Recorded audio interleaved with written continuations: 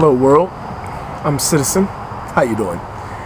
Today is July 21st, 2013. This, of course, is Bible Time Capsule, where we read the Bible from front to back.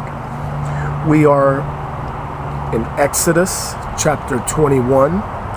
Let's begin then. Chapter 21.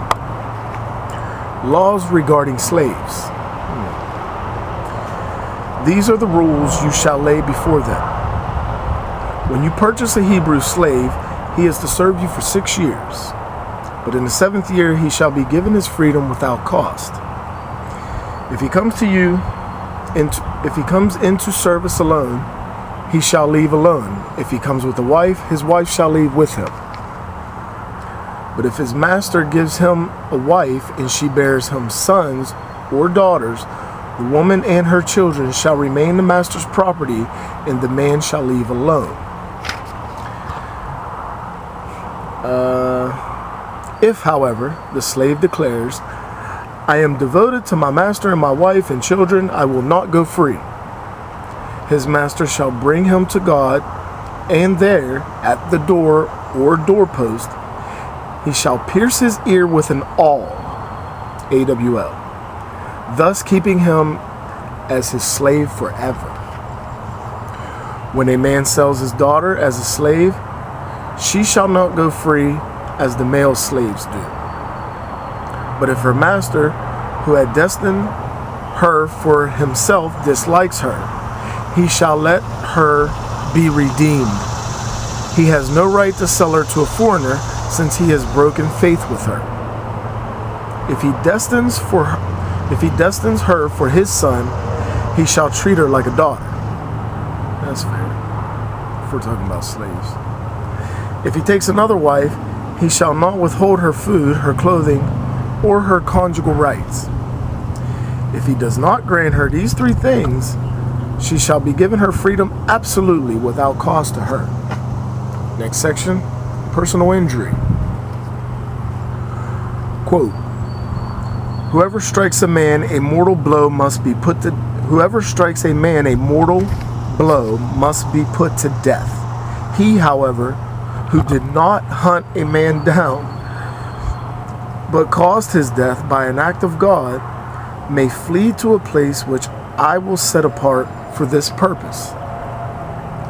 But when a man kills another after maliciously scheming to do so, you must take him even from my altar and put him to death. Whoever strikes his father or mother shall be put to death. A kidnapper, whether he sells his victim or still has him when caught, shall be put to death. Whoever curses his father or mother shall be put to death. When men quarrel and one strikes the other with a stone or with his fist, not mortally, but enough to put him in bed, the one who struck the blow shall be acquitted, provided the other can get up and walk around with the help of his staff. Still, he must compensate him for his enforced idleness and provide his complete cure.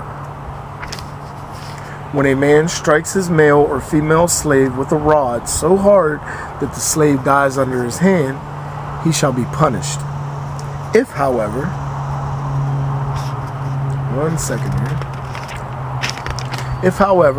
the slave survives for a day or 2, he is not to be punished, since the slave is his own property. When men have a fight and hurt a pregnant woman, so that she suffers a miscarriage, but no further injury, the guilty one shall be fined as much as the woman's husband demands of him, and he shall pay in the presence of the judges. But if injury ensues, you shall give life for life, eye for eye, tooth for tooth, hand for hand, foot for foot, burn for burn, wound for wound, stripe for stripe. When a man strikes his male or female slave in the eye and destroys the use of the eye, he shall let the slave go free in compensation for the eye. If he knocks out a tooth of his male or female slave, he shall let the slave go free in compensation for the tooth. Injury by an animal. When an ox gores a man or a woman to death, the ox must be stoned. Its flesh may not be eaten. The owner of the ox, however, shall go unpunished. But if an ox was previously in the habit of goring people, and its owner, though warned, would not keep in its goring people, and its owner, though warned, would not keep it in, should it then kill a man or a woman, not only must the ox be stoned, but its owner also must be put to death. If, however, a fine is imposed on him, he must pay in ransom for his life whatever amount is imposed on him. This law applies if it is a boy or a girl that the ox gores. But if it is a male or female slave that it gores, he must pay the owner of the slave 30 shekels of silver, and the ox must be stoned. Property damage, next section. When a man uncovers or digs a cistern and does not cover it over again, should an ox or an ass fall into it, the owner of the cistern must make good by restoring the value of the animal to its owner. The dead animal, however, he may keep.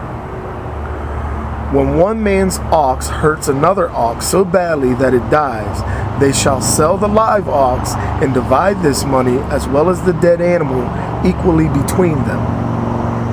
But if it was known that the ox was previously in the habit of goring and its owner would not keep it in, he must make full restitution, an ox for an ox. But the dead animal he may keep. And that is the end of chapter 21 of Exodus. I am Citizen. This is Bible Time Capsule. Love each other. Be kind to one another.